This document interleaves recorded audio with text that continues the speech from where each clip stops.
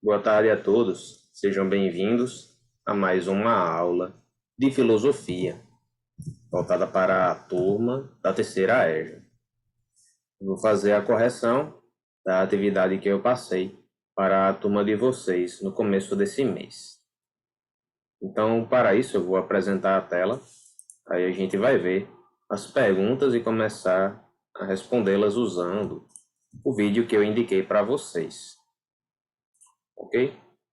Vai aparecer a atividade e depois a gente vai analisar as respostas usando o vídeo que eu indiquei para vocês. Muito bem. O link para achar as respostas está aqui. O vídeo é do YouTube. Ele é retirado aqui do canal do Brasil Escola. O site é educativo, né? Tem um canal no YouTube também. E a primeira pergunta quer saber: a que diz respeito a biopolítica e o biopoder? Ou seja, o que quer dizer? O que isso daqui significa, né? Diz respeito a quê? Então eu vou soltar o vídeo e aí a gente vai começar a entender o que quer dizer isso, né? Biopolítica, biopoder. Então vamos observar o que o professor vai explicar.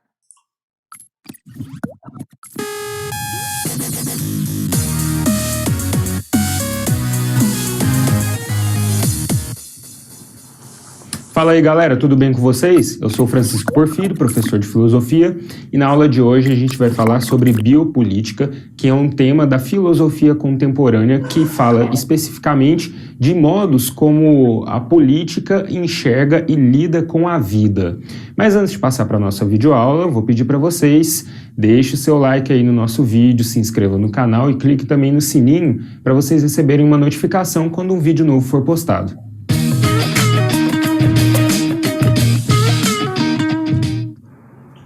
Pessoal, nossa aula está estruturada em cima de dois filósofos contemporâneos, Michel Foucault e Georges Agamben. Primeiro a gente vai falar então de Foucault.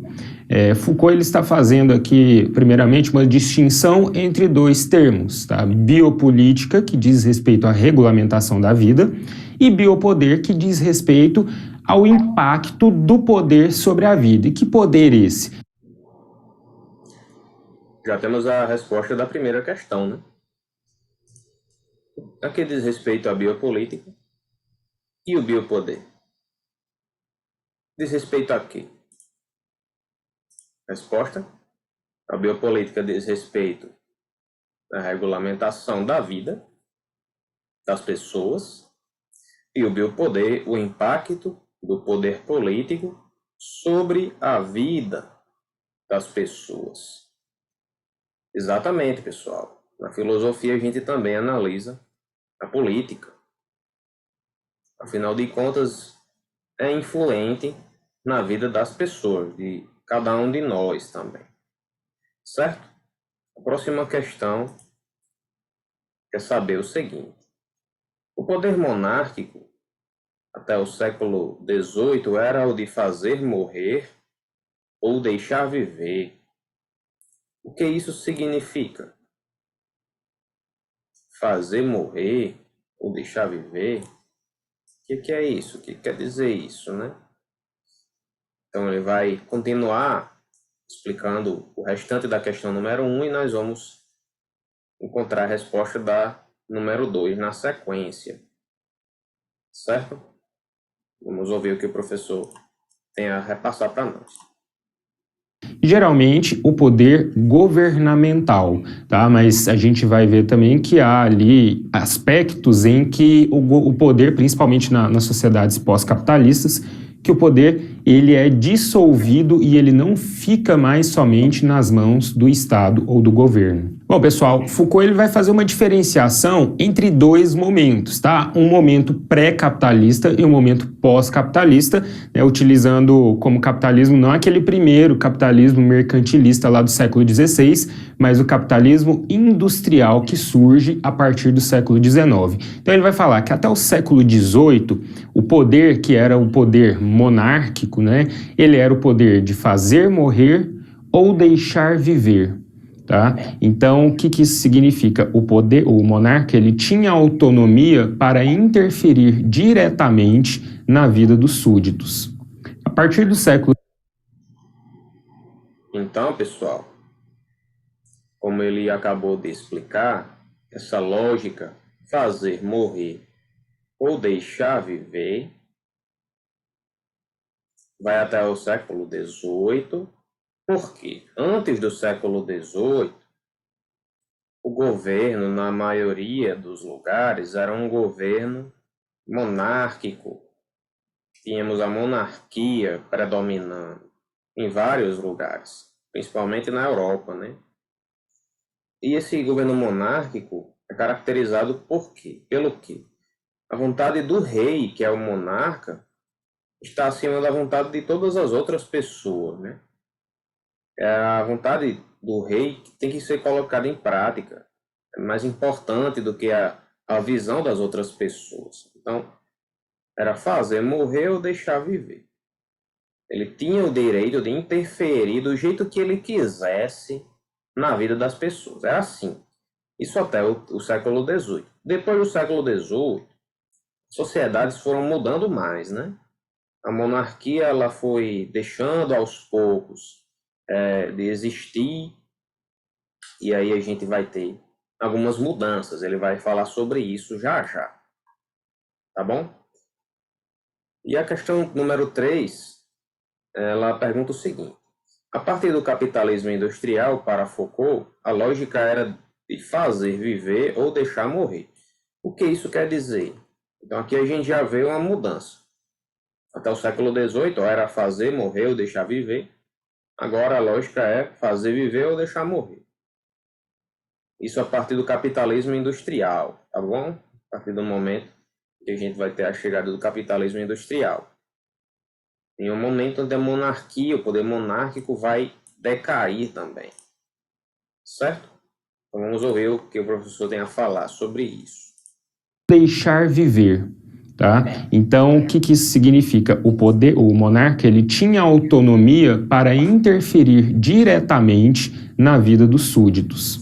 A partir do século XIX, com o advento do capitalismo industrial e as modificações sociais que isso causa, Foucault enxerga que o poder ele está centrado sobre a lógica do fazer viver ou deixar morrer. Né? Como assim? Esse fazer viver seria políticas que vão promover a vida, que vão ajudar a vida, já que agora você precisa da vida humana, né, como mão de obra, principalmente, para manter o capitalismo funcionando, o sistema funcionando, ou deixar morrer aquele tipo de vida que não interessa ao poder estabelecido, né, seja ao poder econômico ou seja ao poder político. Perceberam a diferença?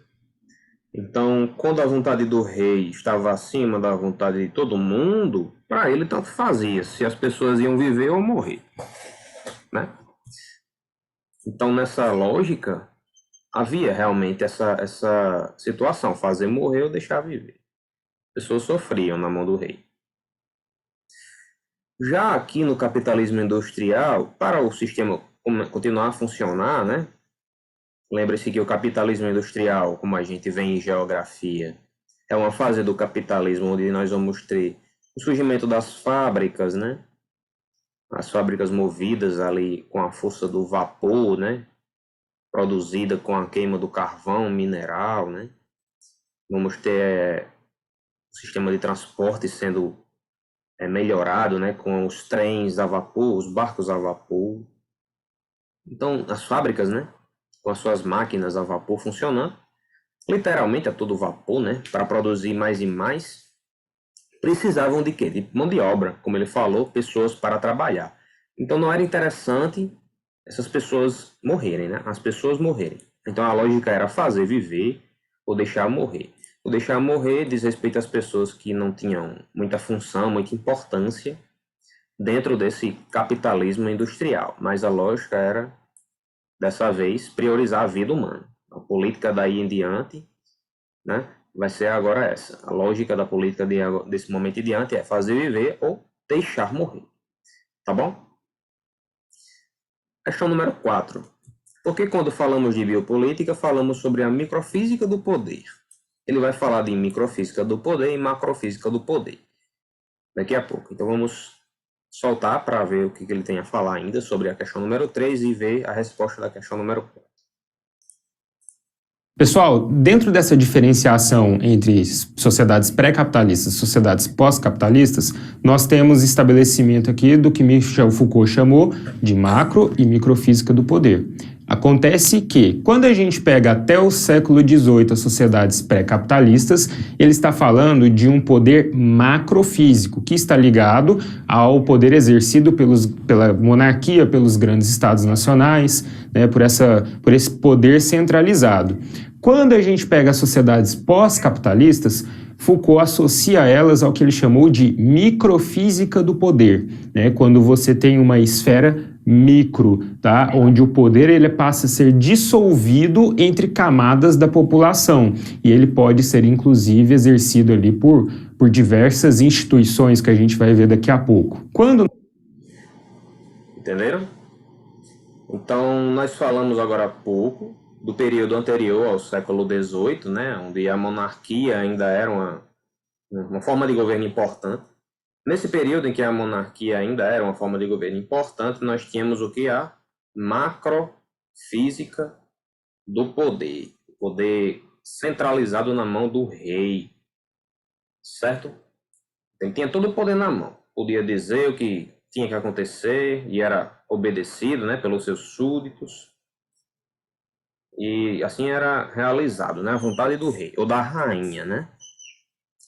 Agora, depois do período do início do capitalismo em diante, né, e nessa fase do capitalismo industrial, né, que a gente está analisando agora, já vamos ter o que? A microfísica do poder, onde o poder vai estar sendo dividido, né, em várias esferas aí da sociedade, né, na mão de pessoas, né, de tipos diferentes, de organizações e assim por diante. Você, por exemplo, vai observar que a maioria dos países hoje não são países onde a monarquia ainda existe. A gente vai ter países que seguem o quê? O sistema de governo da democracia, né? Não da monarquia. Os governos democráticos, eles priorizam a vontade da população, das pessoas, né? Do povo. Então é como se o povo agora tivesse o poder nas mãos, vamos dizer assim, né? E aí o povo escolhe os seus representantes, né? Concede a eles alguma medida de poder para que eles tomem as decisões, né? Mas lembre-se que as pessoas podem retirar também essas pessoas do poder no momento em que elas quiserem, tá bom? A gente tem impeachment, né? Para presidentes e os deputados podem ser cassados, enfim. Então o poder não está na mão de uma pessoa agora, está na mão de várias e várias pessoas diferentes. Microfísica do poder. Próxima questão, vamos lá. Para George Agamben, o que é Homo sacer? Então, vamos continuar a ver aqui o que o professor tem a falar para nós, né? Muito bem explicado a aula do professor. E depois nós vamos entender o que é o Homo sacer, né? Vamos lá, vamos observar. Quando nós falamos em biopolítica, nós estamos falando, então, de uma relação com a microfísica do poder, tá? Porque a partir desse advento do capitalismo, da biopolítica, da microfísica do poder, nós temos um poder disciplinar, né? Uma disciplina que é exercida sobre os corpos das pessoas para torná-los corpos aptos, né? O que Foucault chama ali de um corpo que está capacitado, né? Que ele recebe uma espécie de treinamento para funcionar, para se adequar às normas da sociedade, né? das exigências dessa nova sociedade. As instituições disciplinares, galera, são instituições que Foucault também chama de confinamento, que elas servem para incutir uma disciplina nos corpos das pessoas, tá? Ele vai falar, olha, a primeira, né, uma das mais clássicas instituições que o ser humano passa é a escola, né? Olhem no modelo aqui dessa escola, a gente está analisando um modelo de escola bem antigo, né, bem tradicional, que era o que Foucault estava olhando, até ali os anos 50, 60, aquele modelo de escola onde as carteiras eram bem fixas, todo mundo sentava ali, né, em fila, chegavam todos uniformizados, né, o professor tratava os alunos com uma rigidez muito grande. Acontece que nessa instituição, Foucault não acha que os alunos vão só para aprender, para absorver conteúdos, tá, das matérias, não é para ter somente um aprendizado, mas aprender também a se comportar naquele ambiente, porque isso vai servir para o trabalho depois. Veja a análise de Foucault.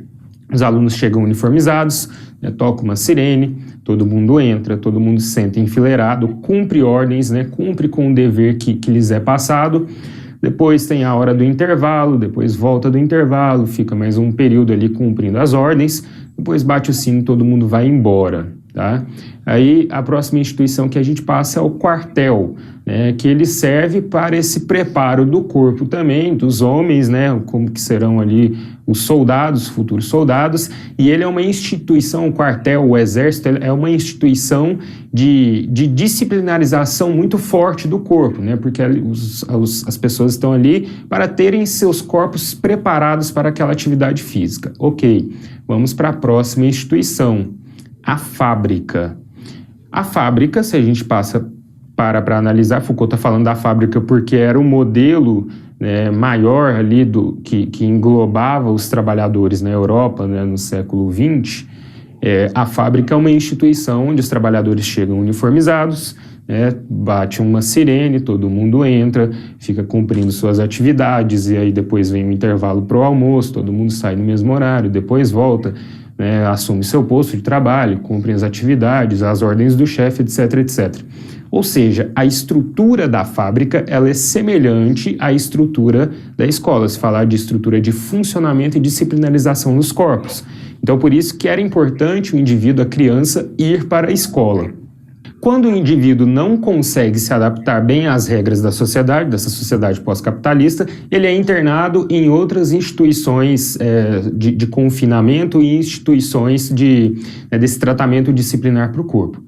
Uma delas, presídio, né, que Foucault diz ser a instituição de confinamento por excelência, para aquele que burlou as regras, burlou as normas.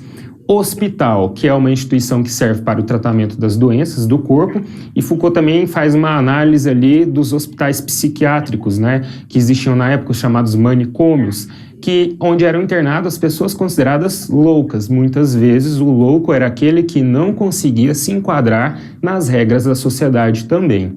E para trazer um último conceito importante dentro da biopolítica de Foucault, a gente tem que falar do panóptico. Esse panóptico, né, ou panoptismo, é um modelo de presídio que Foucault pega lá escrito ali, desenvolvido por Jeremy Bentham, que foi um filósofo, um jurista, né, inglês do século XVIII. Nesse panóptico a gente tem um modelo de presídio onde você tem as celas em formato circular atrás, né, circundando ali a construção, e no centro você tem uma torre de vigia em que os guardas ficam o tempo todo vigiando os presos, de modo que os presos, né, os guardas têm um olhar o tempo todo e os presos não necessariamente precisam saber se tem um guarda ali ou não.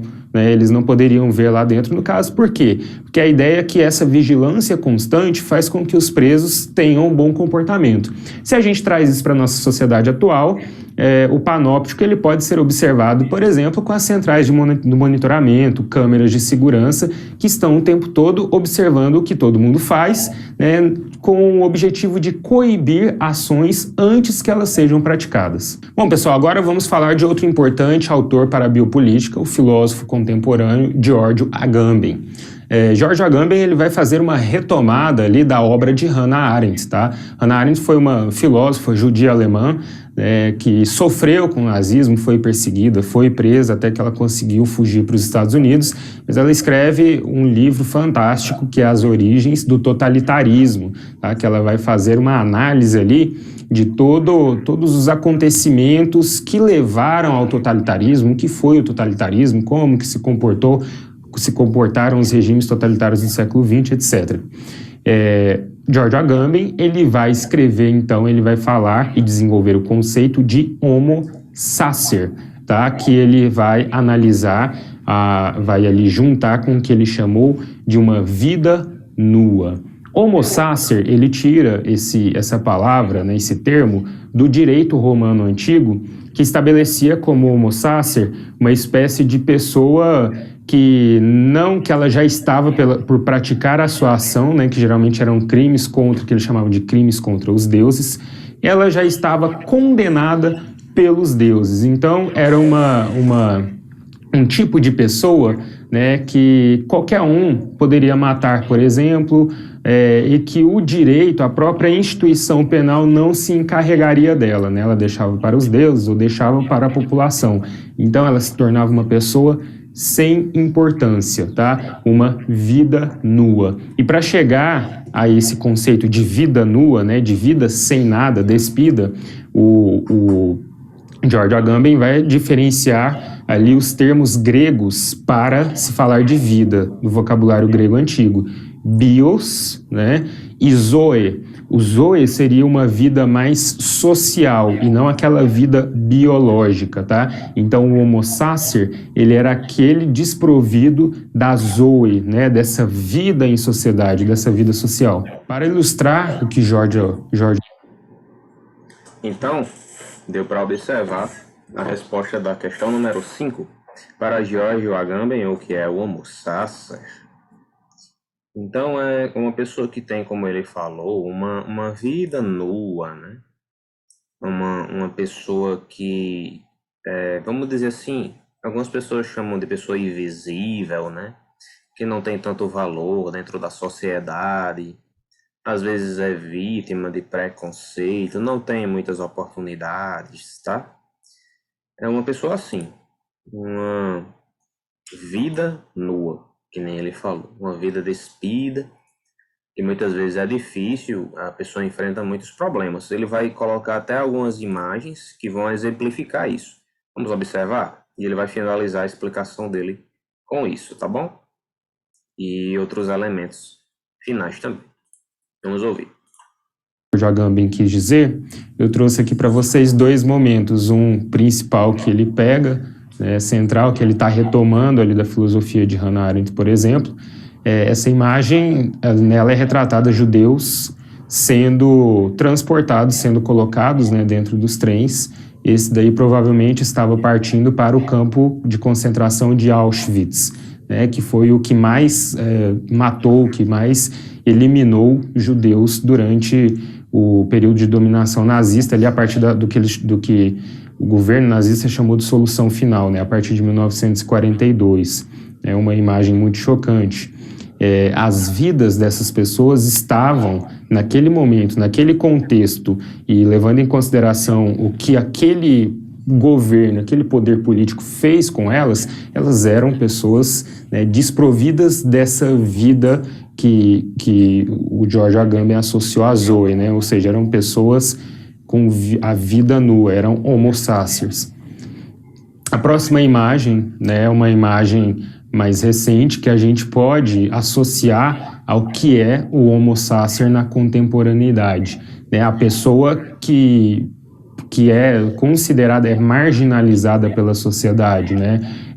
São os mendigos, são as pessoas que o poder público não olha para elas, não olha para a vida delas, não enxerga na vida delas a importância devida, né? Porque são pessoas completamente excluídas do sistema. Então, Agamben olha isso até com um olhar crítico, né? Ele está falando, olha, existem pessoas, infelizmente, ainda na contemporaneidade, que elas vivem essa vida nua, elas vivem como homo sapiens. Então, quando o governo toma medidas, por exemplo, para tirar essas pessoas dos centros urbanos e colocar nas periferias, ele está tomando ações biopolíticas. Então, a gente pode entender a biopolítica de George Agamben hoje como isso. É isso aí, pessoal. Por hoje é só. Espero que vocês tenham gostado da nossa videoaula. Curtam, compartilhem, se inscrevam no nosso canal. Se tiver qualquer dúvida também, acessem os links que estão na descrição do vídeo. Até a próxima!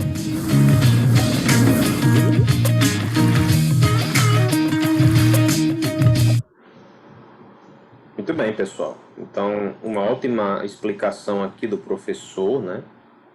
Que se chama Francisco, né? Ele abordou muito bem esse tópico da nossa filosofia falando aí sobre a biopolítica, né? Biopolítica e biopoder. E com isso a gente responde a nossa atividade de filosofia, certo? Espero que tenha dado para entender tudo. Mas caso vocês tenham ficado com alguma dúvida, vocês podem me procurar, que eu vou ter o prazer de ajudar vocês também, certo? Esse site, Brasil Escola, é um site muito interessante. Vocês podem, por opção própria, digitar e buscar sozinhos mesmo, né? Fazendo pesquisa sobre vários e vários assuntos que lá vai estar disponível, certo? Inclusive eu uso bastante nas aulas de geografia, filosofia, sociologia e história, quando eu tenho a oportunidade, porque é de confiança, tá certo? Tchau, até a próxima aula.